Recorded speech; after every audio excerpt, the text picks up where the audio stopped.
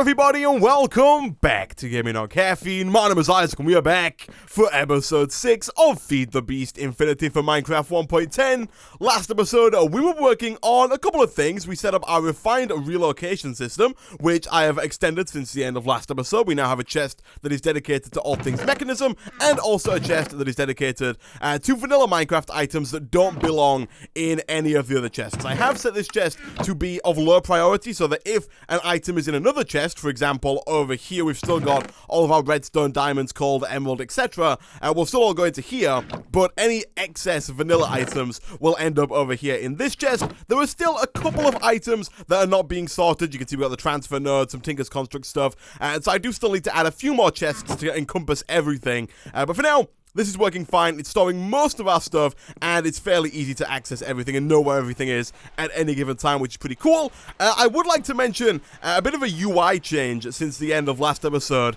So normally I make my videos with the GUI scale set to large, and right now I have it set to auto, and the reason for that is because I recently got a new monitor. It's a 1440p monitor. It's just a higher resolution, and if I go now to large, everything is super small. So you can see the little hotbar at the bottom there is really small. And if I go into any of these machines, they're all really small compared to what they used to look like. Like, everything seems really far away. And so I've opted to go for really big as opposed to really small.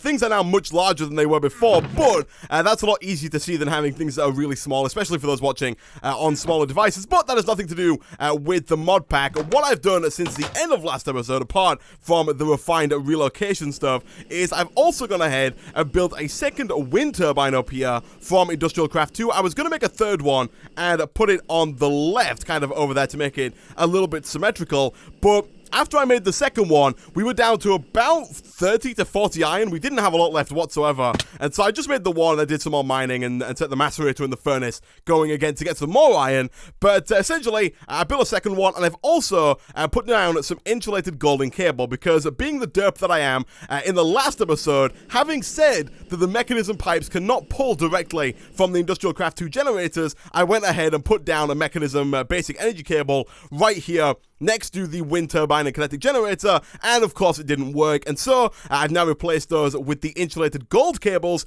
which are now connecting this turbine and that turbine to our basic energy cube. I did try put down insulated copper cables, which can transfer up to 128 EU per tick. Right now they're producing 44.8 over here and 44.5 over here, so in total only about 89 EU per tick, but for some reason, whenever I put down an insulated copper cable, it would just explode. I'm not quite sure why. I don't know if the turbines are giving out like a higher voltage or something, like maybe a voltage that the insulated copper cables just can't handle, but they kept exploding, and so I had to go with the insulated golden cables.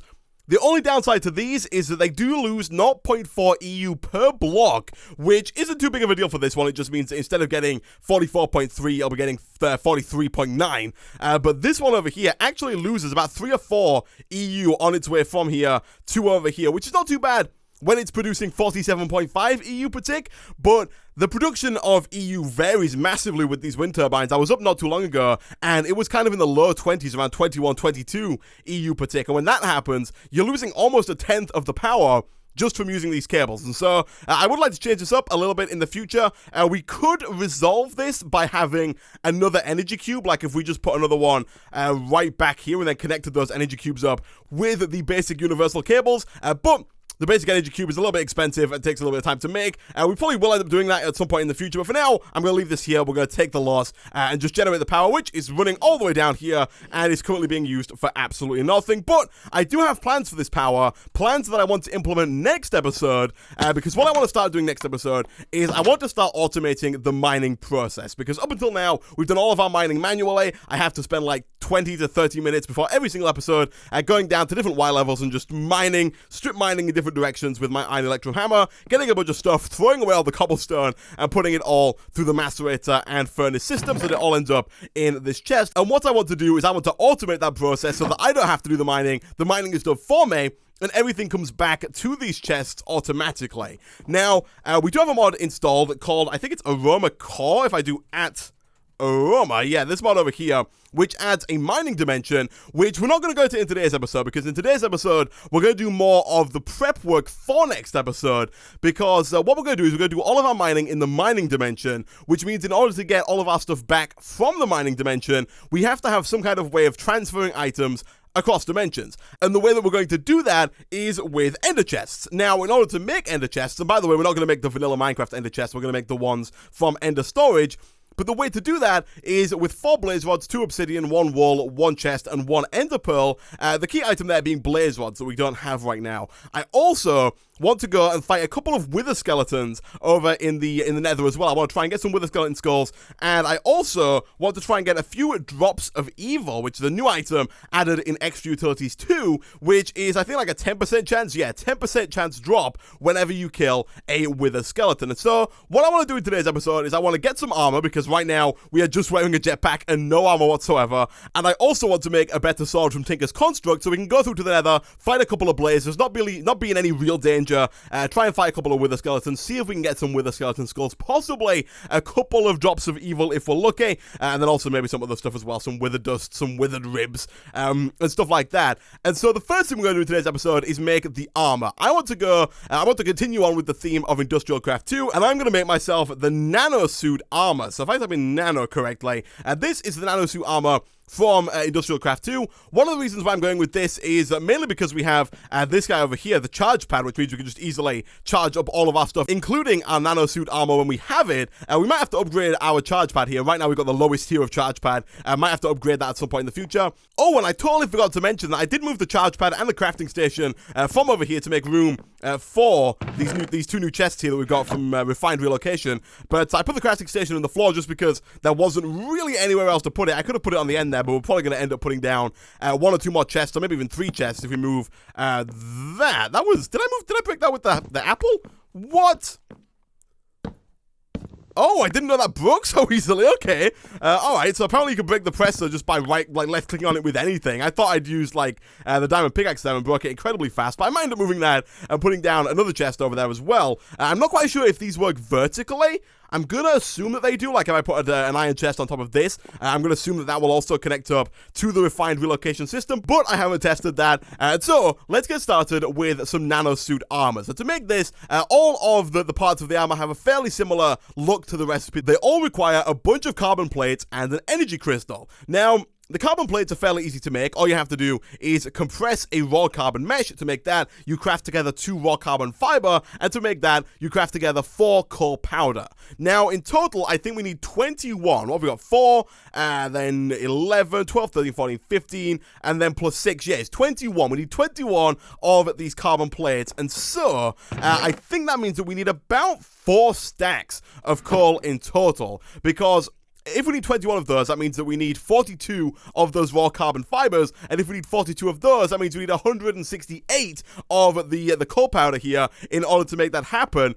So we are going to have to wait a little bit of time whilst we have all of these 4 stacks of coal go through the macerator here and get turned into coal powder. Whilst we're waiting for that stuff, we can start working on a couple of things. First of all is the compressor, because we don't actually have a compressor around just yet. Thankfully, it is a super easy machine to make. All we have to do is, if we look up the recipe for the compressor, is craft together 1 basic machine casing, 1 electronic circuit, and then 6 normal stone. I did go ahead and get most of the stuff that we need. We've already got some copper cable. We can insulate that super easily like so. I'm not quite sure if we have enough iron plates. We don't. We've only got 3, and just for the sake of saving time a little bit here, I'm going to go ahead and use the forge hammer to make our iron plates, although we could have done it in the metal former that we made last episode, and then we'll combine that up like so. Now let's quickly grab ourselves some redstone for the chipset, as well as a little bit more iron for the chipset as well, and finally some stone, which should be in this chest, and it is. We'll grab 6 of that, come back over to the crafting station, and we should fairly easily, once we've made ourselves 1 more iron plate, be able to make ourselves the electronic circuit, and then once that's done, we can make ourselves the compressor. Nice! I say that, I'm not quite sure where the juicer went in, but there we go. Nice. Now, where am I going to put this is a pretty good question, because we don't really have any space along this wall anymore. I could move the tool forge, I guess, and try and put it down, like, right about there. Do we have any more tin cable in the chest? We do. Let me go ahead and throw this down right about there. And for now, we'll stick the compressor down right there. And once all of this coal's done, all we're going to do is craft it up into those. And once we've got 2 of those, which we can get, now we've got that extra 4 dust, we can craft those up into the raw carbon mesh, compress that raw carbon mesh into the carbon plate, and then use that carbon plate to make the nano suit armor. And then we'll do that 21 times until we have enough. Now, the hard part about the nano suit armor, or I should say the expensive part, it's not really hard. The carbon plates are going to take more time to make than the energy crystals. But the way that we make the energy crystals is by compressing up 9 energium dust, which is made by crafting together 5 redstone and 4 diamond dust. And if we look up the recipe for diamond dust, it can be made. There are 2 diamond dusts, by the way. There's mechanism diamond dust and industrial craft 2 diamond dust. You can make the mechanism version in the mechanism crusher, but if we can get it right, you can make the industrial craft 2 version either in the crusher from immersive engineering or in the macerator, as we're going to do it from industrial craft 2. So each piece of armor is going to require 4 diamonds to get the 1 energy crystal, which means in total we are going to need 16 diamonds to make that happen. If we come over here, we currently have 19, which is more than enough to make that happen. So let's take all those. Again, we're going to have to wait for the macerator though, because we need to macerate all 19 of these diamonds into diamond dust before we can compress them. I guess for now, let me go ahead and like get rid of this and throw down, I guess we'll put the tool forge there.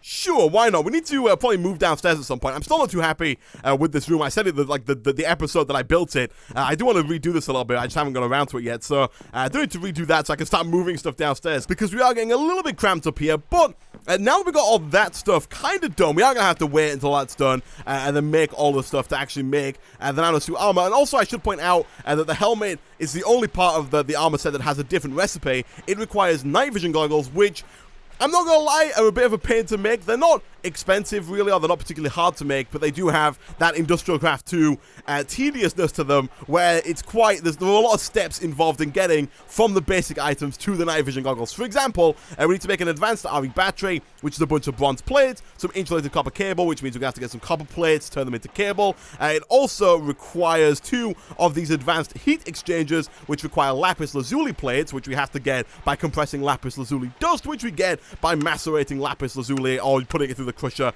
if you were doing it with mechanism. We also need more of these electronic circuits, more plates, heat exchangers, which are more plates, more electronic circuits. It's a bunch of stuff that we've already made. It's just a bit of a pain getting it. And so I probably will go ahead and make all of this stuff off camera, just so you'd have to watch me use the hammer, the metal former, and the cutters over and over and over and over and over again to make all that stuff. But that's all the stuff that we need for the nano suit armor.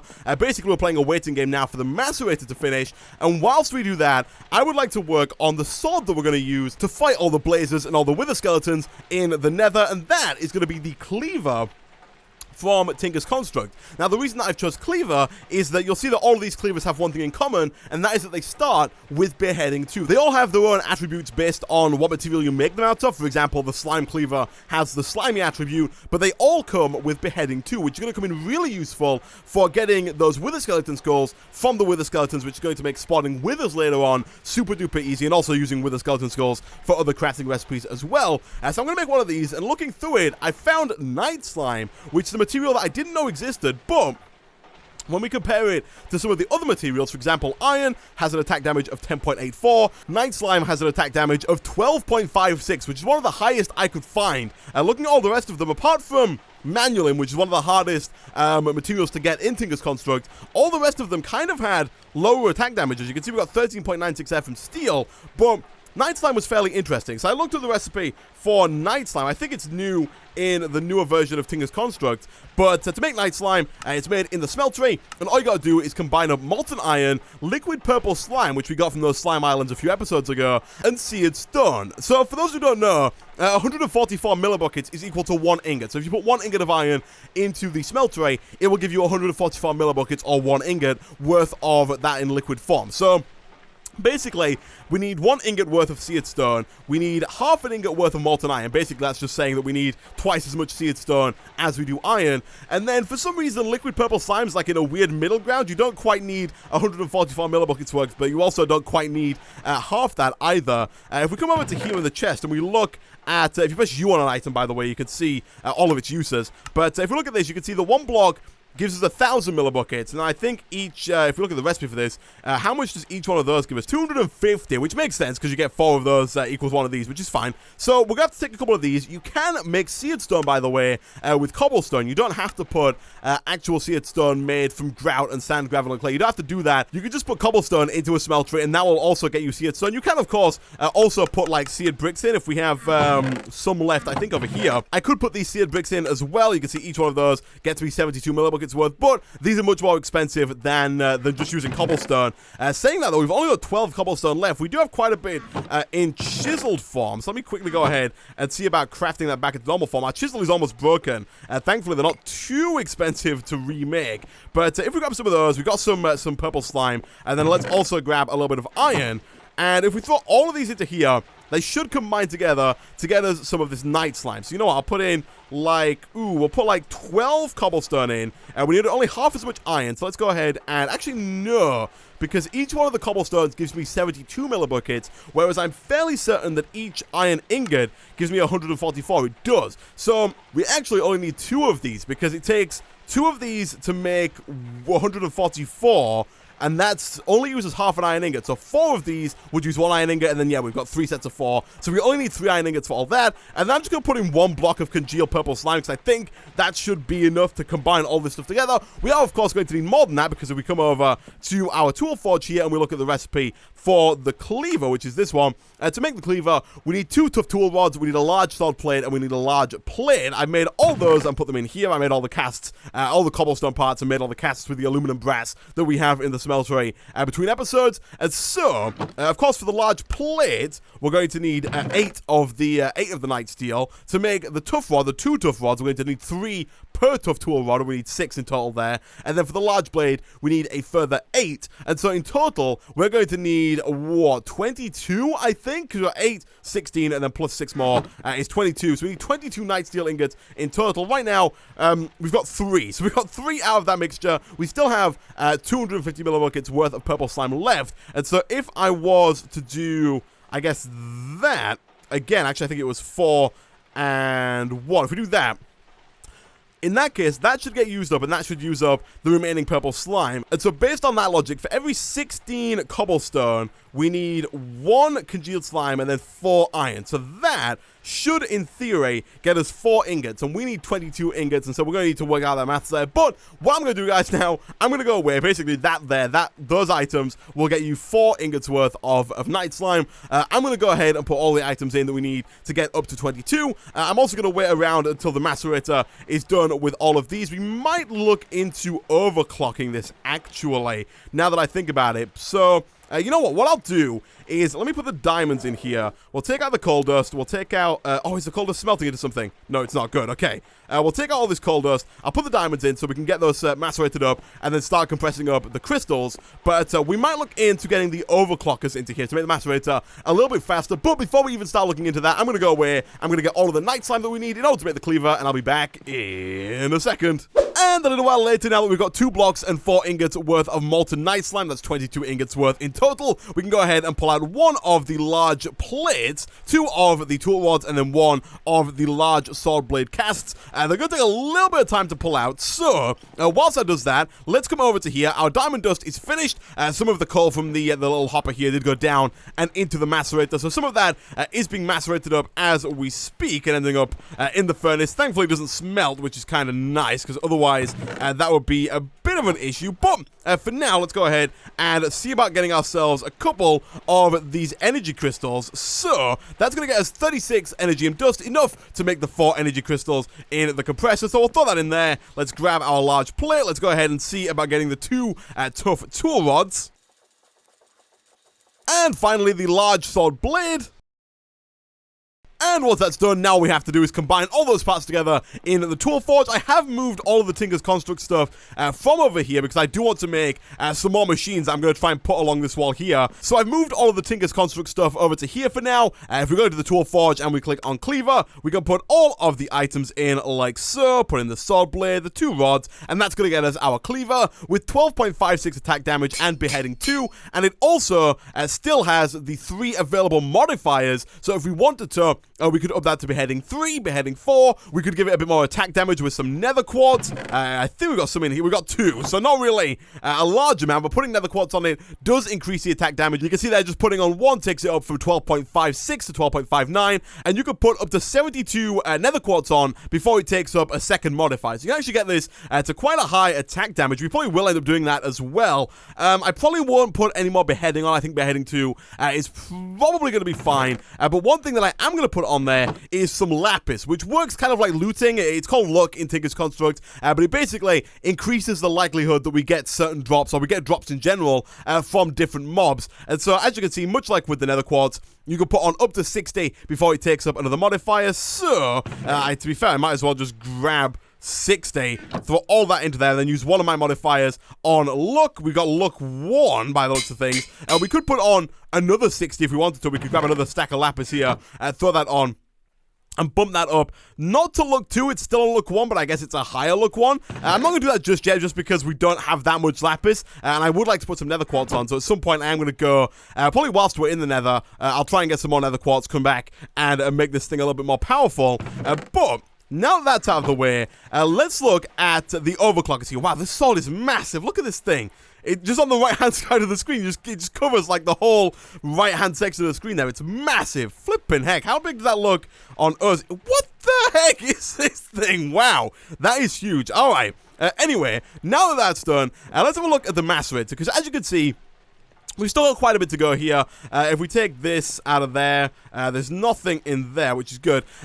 We've got just over a stack. We've got another stack there to go. We've got this to go, and I think maybe even this to go as well. So we've got quite a lot of coal still to macerate. And so what we can do is we can start looking into the overclockers from Industrial Craft 2, which basically increase the speed at which a machine works, but also increase the amount of power that that machine consumes. As you can see here, decreases the power time to 70%, so it's a 30% decrease in the amount of time it takes to do a certain cycle, but it takes 60% more power. So it's not very efficient. It's more efficient power-wise to leave it with no overclockers, but it's more efficient time-wise to put those overclockers in there, especially when, like right now, we're producing anywhere from 50 to like 90 EU per tick in those turbines. Is currently not going anywhere. So let's go ahead and make some of those overclockers. Now, for some reason, this hasn't been fixed in any of the versions of IC2. This might not be a bug, but for some reason, to make the 10K coolant cell, you need a universal fluid cell filled with IC2 coolant.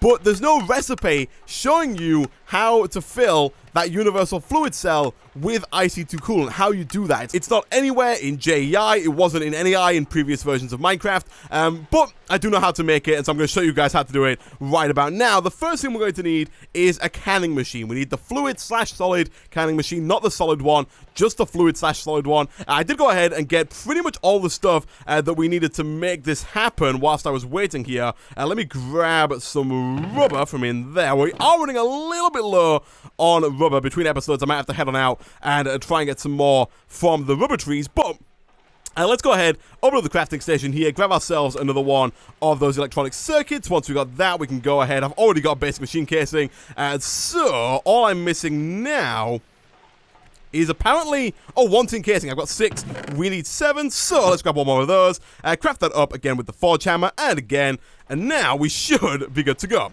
Nice. Alright, so that gets us the fluid/solid canning machine, which for now, I'm going to put down right about here. Again, we will grab one, let me put these away in there, and we'll grab one of the tin cables from in here, we'll stick that down right about there, and we'll throw down the fluid/solid canning machine. So, the way that this works, in order to fill a universal fluid cell with IC2 coolant, you have to switch this up to this mode here, Fluid Enrich. Once it's in Fluid Enrich mode, you have to do 2 things. You have to put the universal fluid cells in the top left-hand corner there. If we look at the recipe for the universal fluid cell, it's fairly easy. It's 1 glass pane, which is just 6 glass, as well as 4 tin item casing, which is just 2 tin. So, let's go ahead and grab some of those. We are going to need 3 of those per pair of overclockers that we make.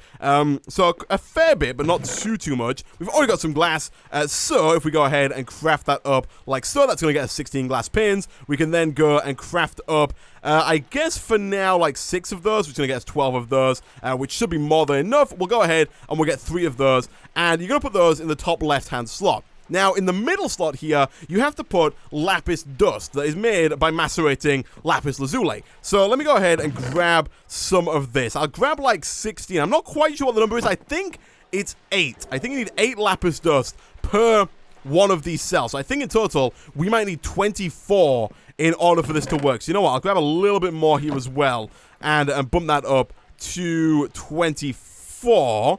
There we go. And then, in the tank on the left, you need to fill it with water. Now, for some unknown reason, with Industrial Craft 2, you can't right-click a bucket full of water onto the fluid/solid canning machine. It just doesn't work.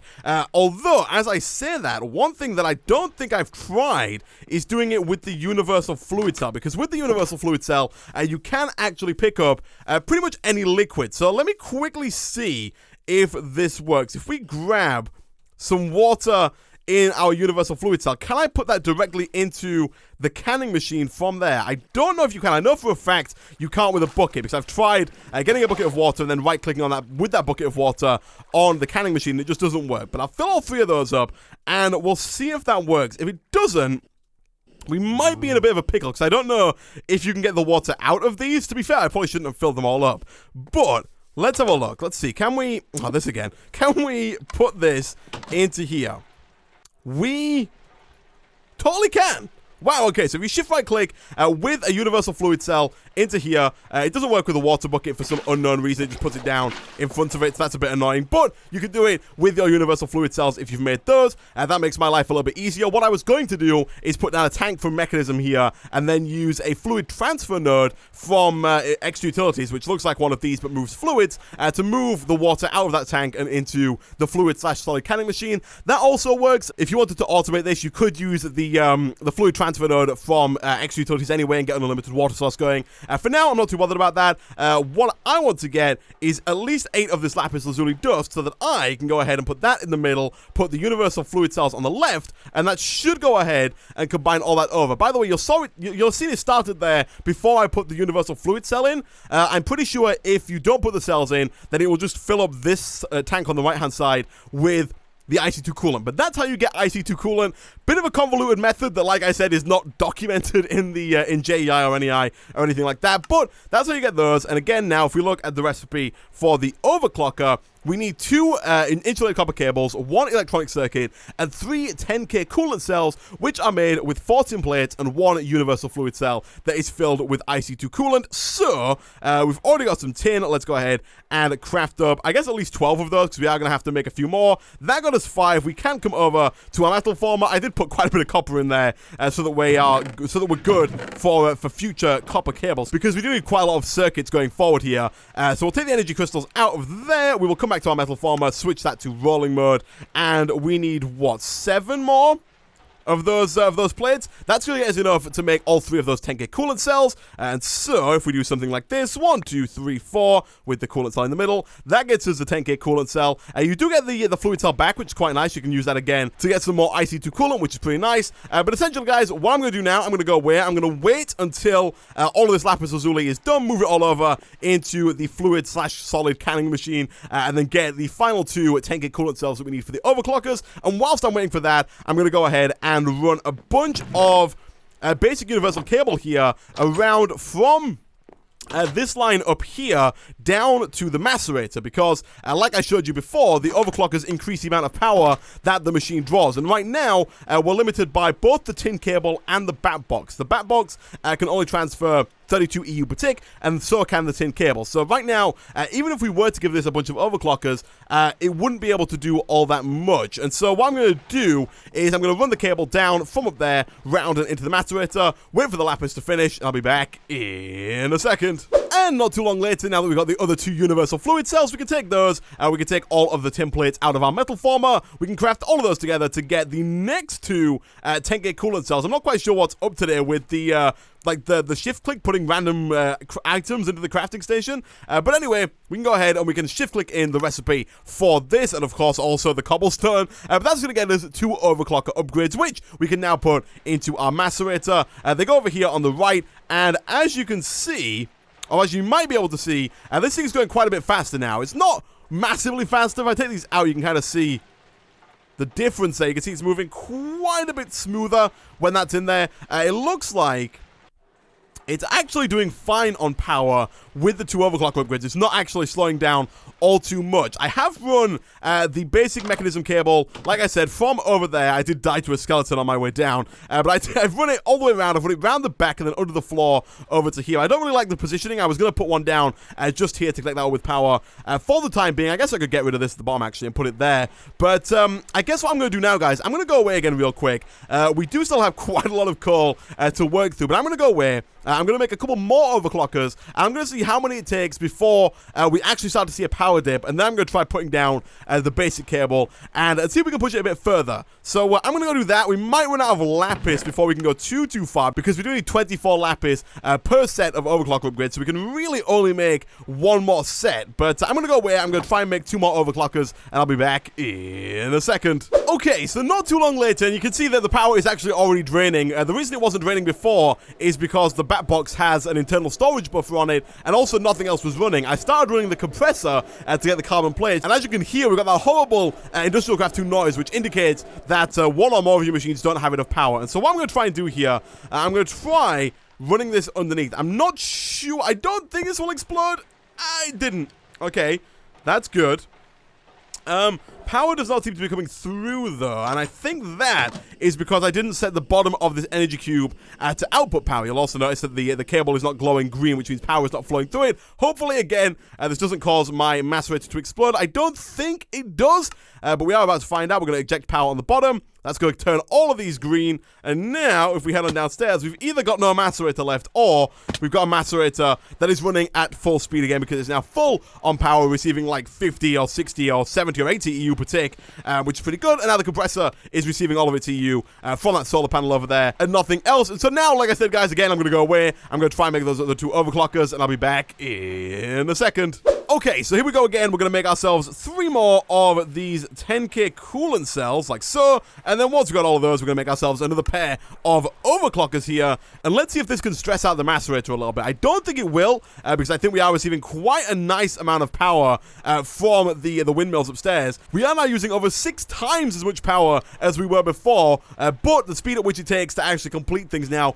is a quarter of what it was before. So now, in the same time that it used to take to do one of these, we can actually get 4 coal done in that same time frame. And so what I'm going to do now, guys, of course, is I'm going to go away yet again. I'm going to start crafting all this coal dust into raw carbon, craft that raw carbon into these balls, and then go ahead and just compress those up until we have all 21 of those carbon plates. Also, whilst I'm waiting for all this stuff to craft up, if we go back to the nano suit, I'm going to make all the stuff that we need for these night vision goggles, because like I said, they are just a pain to make. So I'm going to go away, I'm going to do all that stuff, and I'll be back in a second. Okay, so a lot of crafting later. My inventory is now a complete mess, but I think we have everything it takes to make the full set of nano suit armor. Starting, of course, with the night vision goggles. All we have to do, I've almost got everything. Apart from the advanced RE battery, which I now have everything to make, all we need to do is put in the insulated copper cable. We do need some sulfur dust for this. The way you can get sulfur dust is by putting some gunpowder into an extractor. I took out my cleaver and gave it its first couple of uses on some creepers, got some gunpowder, and then you can extract that into sulfur. We've done that. That's got us the RE battery. The only other thing that we hadn't made before as part of these night vision goggles is this here, the advanced alloy, which is made by compressing up a mixed metal ingot, which are made with iron plates, bronze plates, and tin plates. I've done that, so we can take this over and we can craft those with some glass to get the reinforced glass. Everything else is all stuff that we've done before. It's just longer recipes of stuff, you know, just a bunch of plates. We made so many electronic circuits, it was crazy, but we should now have everything it takes to make our night vision goggles, and now we've got those, we should also have everything that it takes. For some reason, it doesn't want to shift click in with the energy crystal. That is fine. We should now be able to go ahead and make the nano suit boots. We can go ahead and I guess make the leggings, which I think look like that. Or like that.